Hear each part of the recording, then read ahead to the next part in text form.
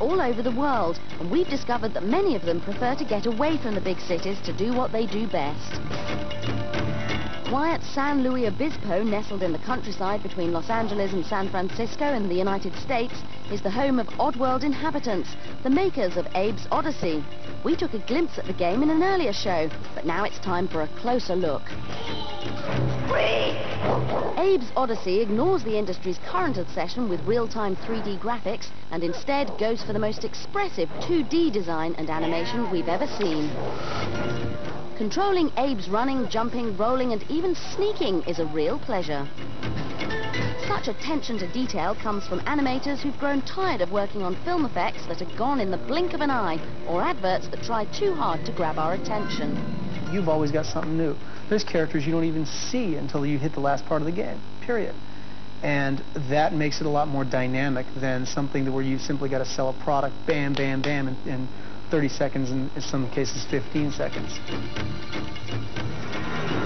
As with all platformers, there are plenty of sections where timing and fast fingerwork is required, but the biggest twist is Abe's ability to possess other creatures with his powerful chant. Understanding Abe's enemies and how they can solve his problems is the key to success. Abe doesn't have a weapon, but once you're in control of a guard, you can use his instead.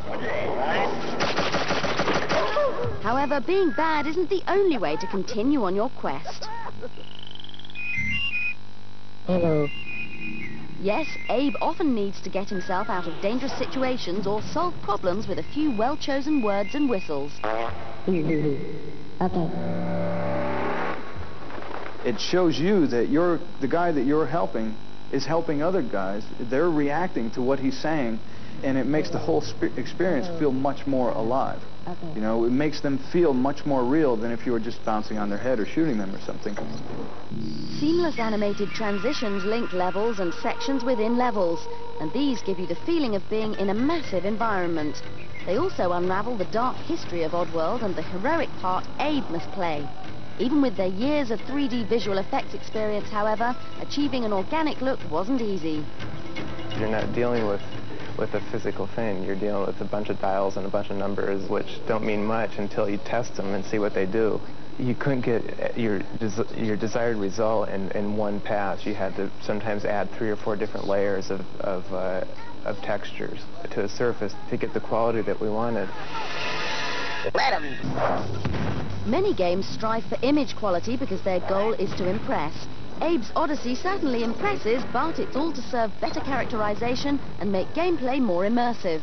Even the programmers, whose endeavors are tougher for players to appreciate, feel like they're also part of the game's artistic vision. For us, it's very expressive. I mean, the computer is kind of a blank slate where you can do anything that you want to do. You can create your own world in it.